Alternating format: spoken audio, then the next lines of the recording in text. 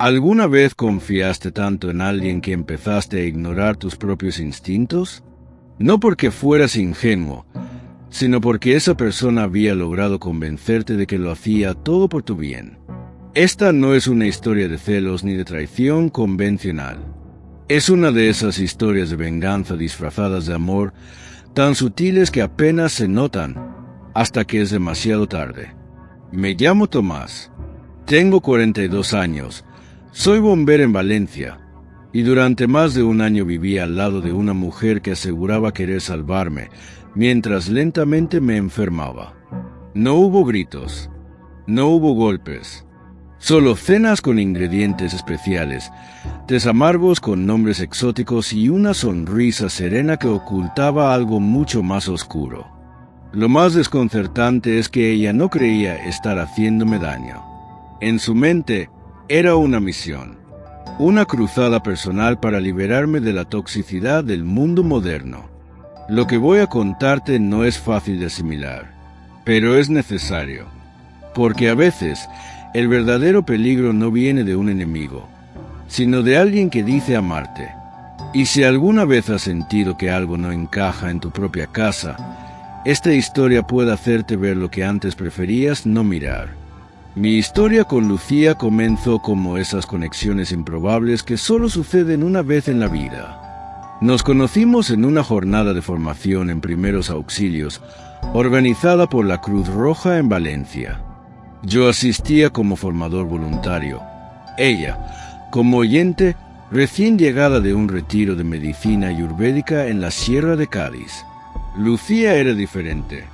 No por su forma de vestir o por las palabras que usaba, sino por la manera en la que observaba el mundo.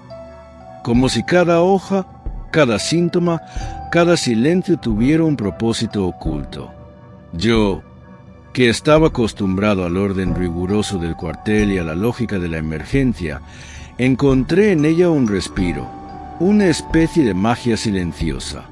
Durante los primeros meses, todo fue fluido. Intercambiábamos libros, hablábamos de salud, de propósito, de cuerpo y alma. Ella me preparaba infusiones que decían equilibrar los órganos y me dejaba pequeñas notas escritas en hojas de eucalipto. Nos casamos a los 9 meses. Muchos lo vieron precipitado. Yo lo sentí natural.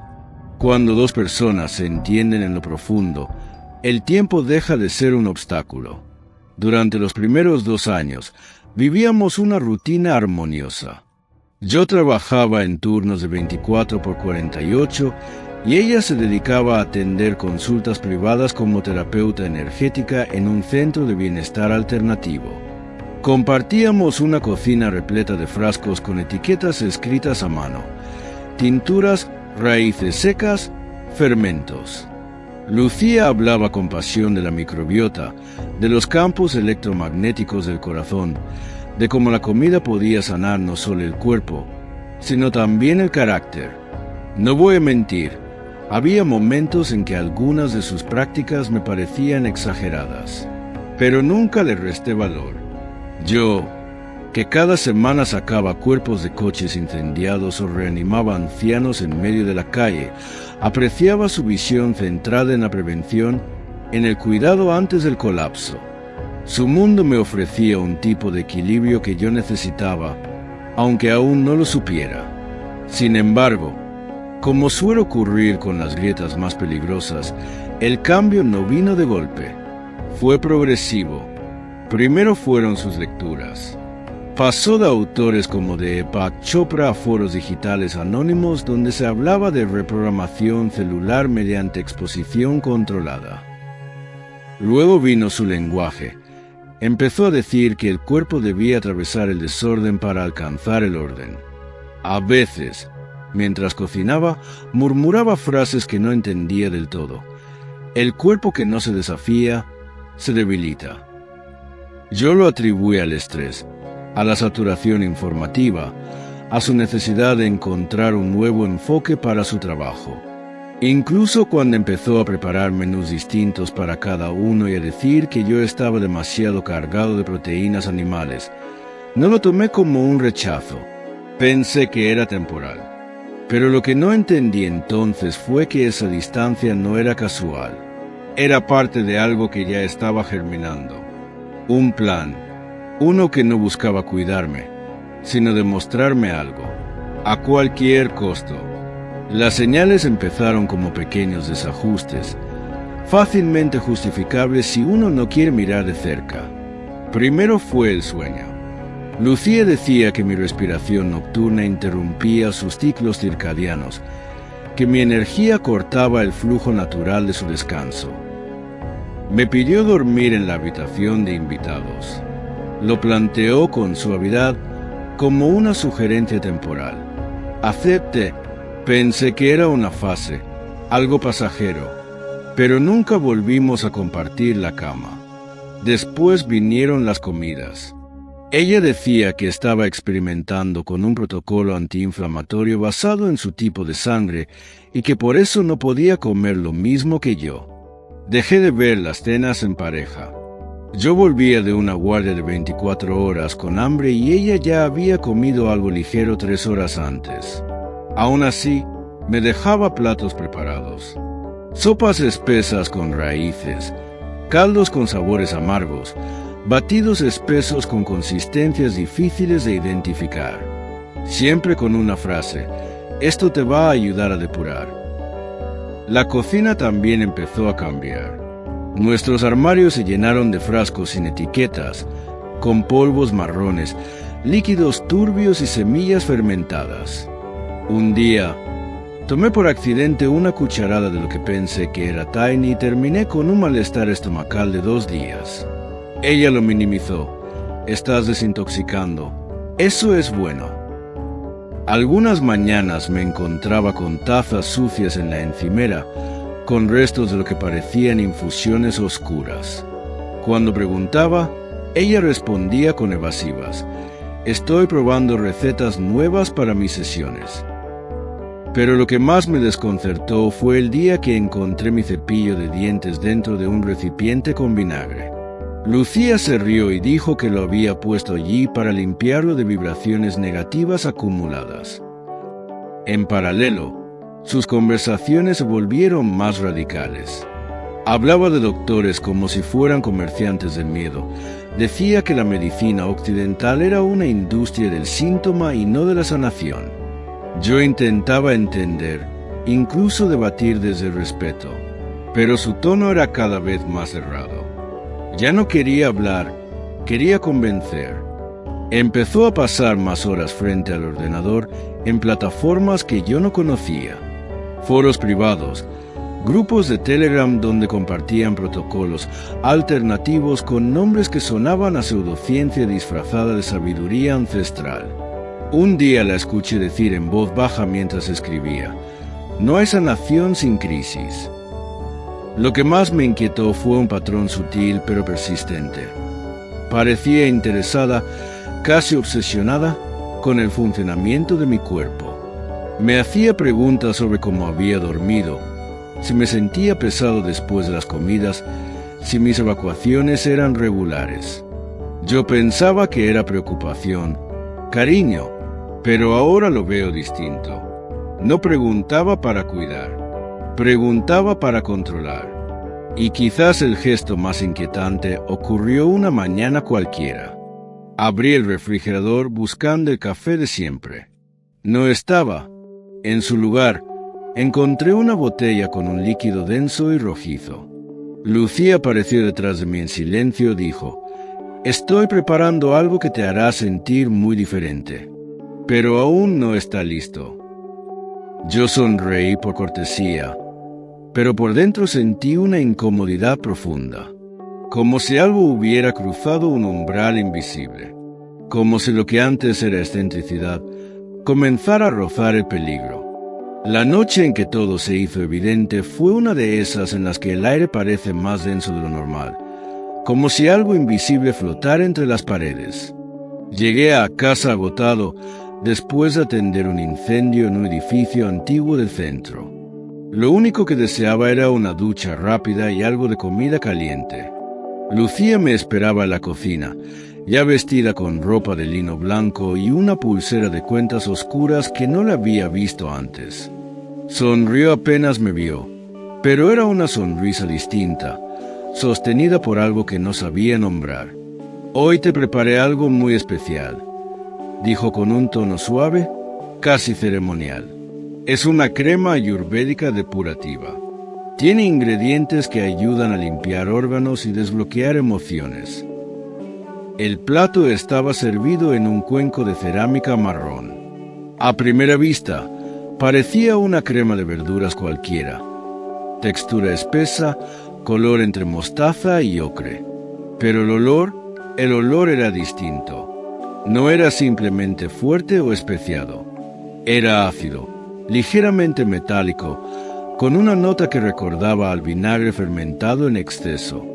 Lo acerqué a la nariz con cautela.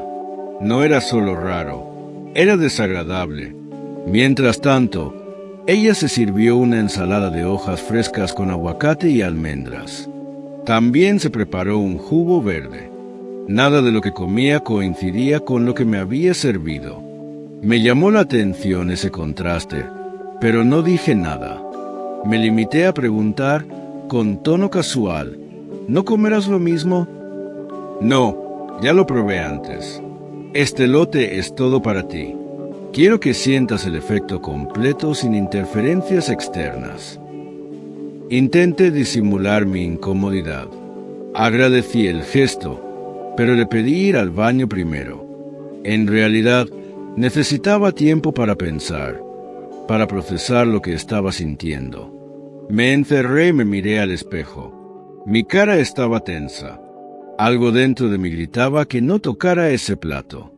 No era paranoia, era intuición pura. Algo en Lucía, en su actitud, en su lenguaje corporal, había cruzado una línea. Recordé entonces una conversación que había escuchado días antes, mientras hablaba por teléfono en la terraza. Mencionaba algo sobre el momento adecuado, sobre preparar bien el sistema para que la reacción sea útil. En ese instante, todo cobró sentido. El distanciamiento, las preguntas fisiológicas, los alimentos extraños, el cepillo en vinagre, los líquidos oscuros. Era una preparación. Yo era parte de un experimento. Salí del baño con una decisión tomada. No confrontaría, no discutiría. Fingiría normalidad, pero activaría lo que había aprendido en años de servicio. Observar, recopilar, actuar con precisión. Si algo iba a pasar esa noche, no sería sin pruebas. No me convertiría en víctima silenciosa de una cura que nunca pedí. Lucía me esperaba sentada, mirándome con ojos brillantes. ¿Todo bien?, preguntó. Sí, respondí. Creo que ahora sí tengo hambre. Y mientras decía esas palabras, tomé mi teléfono con calma, lo desbloqueé y comencé a grabar. Me senté frente al plato como si estuviera por rendirme a la curiosidad. Pero por dentro, cada fibra de mi cuerpo estaba en alerta máxima.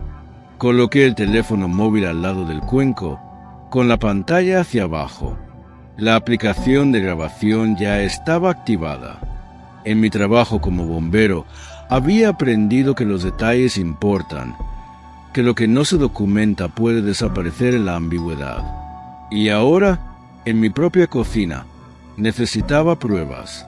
Antes de probar esta maravilla, ¿me cuentas un poco más?, pregunté, usando un tono casi admirado. Sé que últimamente estás muy enfocada en tus estudios de nutrición integrativa, y me gustaría entender más. Lucía se iluminó como si acabara de abrirle una puerta que llevaba mucho tiempo esperando cruzar. Se sentó frente a mí y comenzó a hablar con entusiasmo. Es una combinación única de ingredientes que favorecen la renovación celular. Hay cúrcuma, por supuesto, pero también un fermentado de kombucha de 10 días, hongos adaptógenos y un concentrado de hígado vacuno curado al aire. Eso ayuda a activar el sistema digestivo a niveles que la medicina convencional ni siquiera entiende. Asentí sin pestañear, aunque por dentro mi estómago ya se revolvía. Ella continuó, cada vez más confiada, cada vez más desinhibida. También añadí algo de raíz de ruibarbo cruda. Tiene un efecto depurativo muy potente, especialmente si lo combinas con flor de saúco seco. Eso genera una especie de crisis controlada. Puede dar náuseas, un poco de fiebre, pero eso significa que está funcionando. ¿Y cómo supiste que esas cantidades eran seguras? Pregunté con cautela. Las adapté según tu tipo de sangre y tu nivel de exposición al estrés. He ido observando tus reacciones en los últimos meses. Por ejemplo, la vez que te cayó mal la sopa de alubias, eso fue una señal útil. Tu cuerpo aún necesita ser desafiado. Está demasiado domesticado por la comida procesada. Tuve que contener el impulso de apartar el plato de inmediato. Ella hablaba con la seguridad de alguien que se ha convencido de que el daño es un paso necesario hacia la sanación. No había maldad en su tono, lo que lo hacía más inquietante. ¿Y lo has probado tú antes?, pregunté, para medir su nivel de exposición. Claro, respondió con orgullo, pero en pequeñas dosis. Mi cuerpo ya está adaptado. Lo tuyo es diferente. Tú necesitas una sacudida más fuerte, como reiniciar un sistema saturado. En ese instante, confirmé lo que ya temía. Yo no era su esposo esa noche. Era un sujeto de pruebas. Un experimento clínico en su laboratorio doméstico. Y lo más grave no era lo que había en ese plato, sino que ella lo consideraba un acto de amor. Quiero ayudarte a entender lo que sienten las personas que tú rescatas, dijo con calma. Tú salvas vidas, pero no sabes lo que es perder el control del cuerpo. Esto puede darte esa empatía. Me quedé en silencio, no por miedo, por estrategia. Cada palabra que ella pronunciaba quedaba registrada, y con cada frase, su plan se volvía más claro y más condenable. Es importante que no tomes ningún medicamento si sientes algo esta noche, agregó. Solo respira y observa. El cuerpo sabe lo que hace cuando se lo deja trabajar en paz. Asentí con lentitud, como quien acepta el proceso, pero por dentro ya no había lugar para la duda, solo para la acción. Esa noche no iba a comer nada, pero sí iba a tragarme algo más difícil. La verdad de que quien decía quererme había dejado de protegerme. Lucía hablaba como si hubiera estado esperando este momento durante meses. Su voz era tranquila, pausada, incluso amorosa, pero lo que decía era cualquier cosa menos inofensivo. Seguía revelando detalles como si me estuviera explicando una receta de cocina común, no una combinación peligrosa de sustancias que alteraban el cuerpo. Estuve leyendo mucho sobre las dietas de exposición. Continuó mientras recogía las cáscaras de algo que había pelado antes. El cuerpo moderno está atrofiado por la higiene excesiva, los conservantes, los antibióticos. Por eso enferma tanto. Si logramos reentrenarlo con dosis controladas de bacterias buenas y malas, se vuelve fuerte. ¿Es ciencia evolutiva, Tomás? Yo asentía, fingiendo una mezcla de fascinación y respeto, pero mi mano temblaba ligeramente sobre la mesa, no por miedo, sino por la tensión de saber que estaba escuchando una confesión voluntaria de lo que, desde cualquier punto de vista, era una agresión deliberada. ¿Y cómo decides que es una dosis controlada?, pregunté, apoyándome ligeramente hacia adelante. Lo pruebo antes. Lo siento. Sigo mi intuición, la misma que uso con mis pacientes en el centro. No todos lo entienden, claro. Por eso he dejado de contarle a la gente. Hizo una pausa. Me miró como si estuviera a punto de revelar algo íntimo. Bueno, salvo a mi hermana. Ella me apoya. Dice que lo que estoy haciendo contigo es valiente. que no muchas mujeres tienen el coraje de confrontar a su pareja desde el amor. Esa frase se me quedó clavada. Desde el amor. Lucía creía, de verdad, que lo que hacía era por amor, no para castigar ni para manipular, sino para sanar. Estaba convencida de que yo necesitaba pasar por un colapso para renacer, y que, si ella no lo provocaba, nadie lo haría. Recuerdo cuando me contaste lo del anciano que se ahogó en su propia casa por no pedir ayuda, dijo de repente, girando su tono hacia lo nostálgico. Me dijiste que sentiste lástima, pero que no podías hacer más. Yo pensé, ¿y si a Tomás le falta algo por dentro? ¿Y si ha visto tanto dolor que ya no siente? Quizás necesita vivirlo, en carne viva. En ese instante, la distancia entre la realidad y su narrativa se volvió abismal. Me estaba diciendo, sin reservas, que había decidido inducirme malestar físico como método para devolverme la empatía. Quiero ayudarte a volver a sentir, concluyó. Y si eso implica que tu cuerpo sufra un poco, será por una causa justa. Tomé aire con cuidado. Miré el plato, que seguía intacto frente a mí. El móvil seguía grabando, captando cada sílaba. Ella no solo había admitido que había manipulado mi comida, también había dejado claro su motivo, su método y la participación de otra persona. ¿Has hecho esto antes? ¿Con alguien más? Pregunté. Contigo es la primera vez en serio. Respondió, sin dudar. Antes lo probé conmigo. Y con una amiga, pero solo en dosis suaves. Nadie se quejó. Solo tú estás listo para una intervención profunda. La palabra intervención me hizo estremecer. En su mente, yo estaba enfermo, desconectado, y ella era la única que podía rescatarme. Ya no me veía como pareja, sino como paciente. Me excusé para ir al baño otra vez. Esta vez, no era para calmarme, sino para asegurarme de que la grabación estuviera guardada, enviada por correo y respaldada. Porque si algo me ocurría esa noche, alguien tenía que saber exactamente lo que estaba pasando. Y que todo había empezado con una cucharada de algo que llamaban cura. Encerrado en el baño, me senté en el borde de la bañera con el teléfono entre las manos. Mis dedos se movían con rapidez automática. Primero, detuve la grabación y la envié directamente a mi correo personal. Después, abrí la agenda y busqué el número del cuartel de bomberos. No para pedir ayuda como tal, sino para tener a alguien de confianza informado. Un compañero que también había trabajado con cuerpos policiales me respondió. Le hablé en clave. ¿Podrías pasarme el contacto directo de la comisaría del Distrito 4? Es por algo personal, pero serio. Lo entendió todo sin más preguntas. En menos de un minuto tenía el número. Llamé a la línea no urgente de la policía local. Les expliqué mi nombre, profesión, dirección y que creía estar en una situación de riesgo alimentario con posible premeditación. No es una emergencia inmediata, aclaré, pero necesito que alguien se acerque y que no toque el timbre al llegar. Necesito terminar de obtener pruebas. La agente que me atendió fue precisa. Una patrulla pasaría en 15 a 20 minutos, sin identificación visible.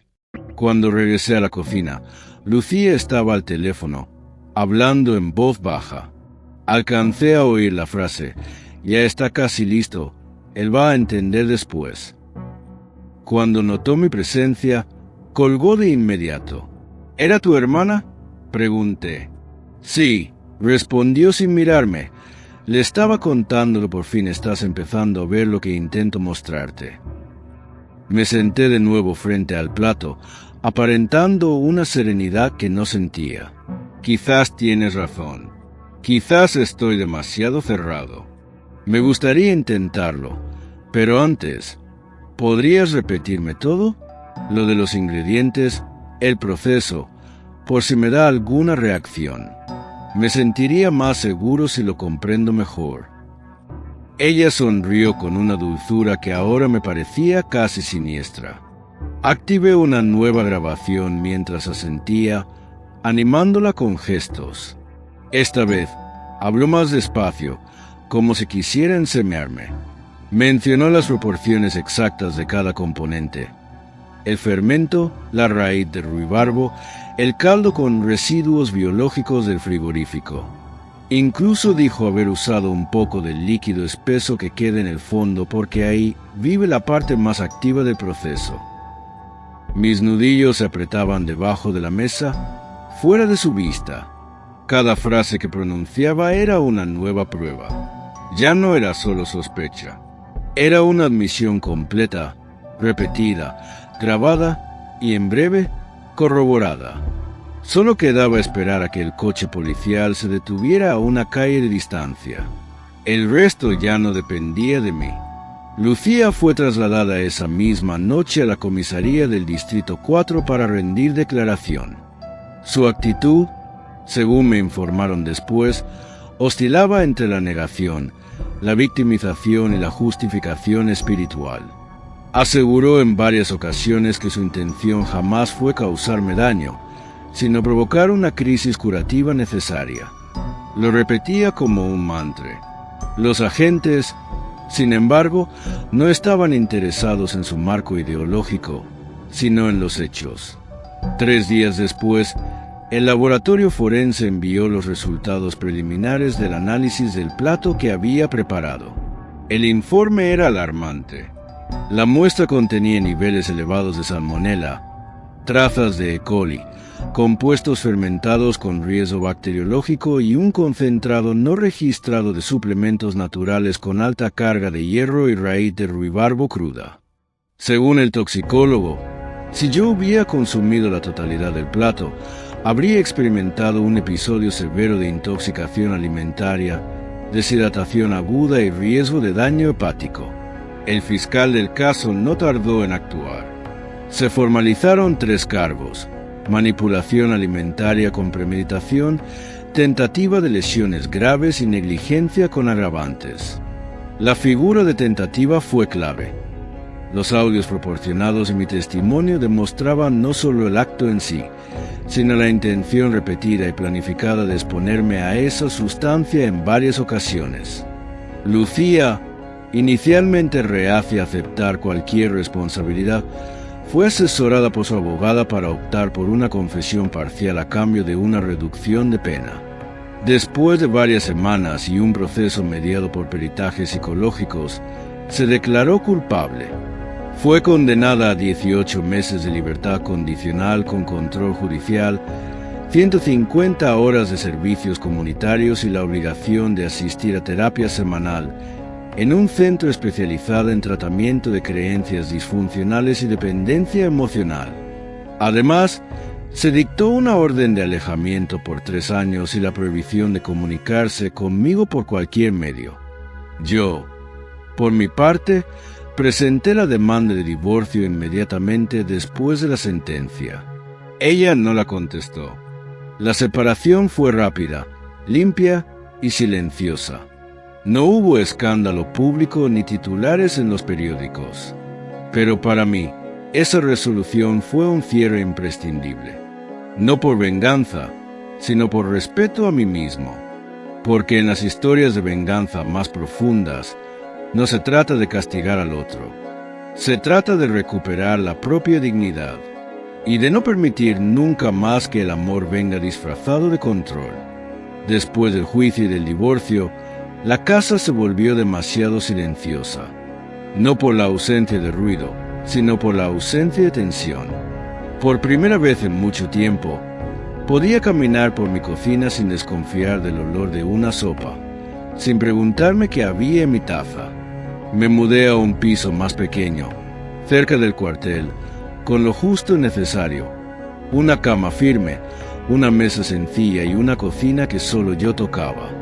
Aprendí a cocinar con recetas reales, sin polvos raros ni fermentos improvisados.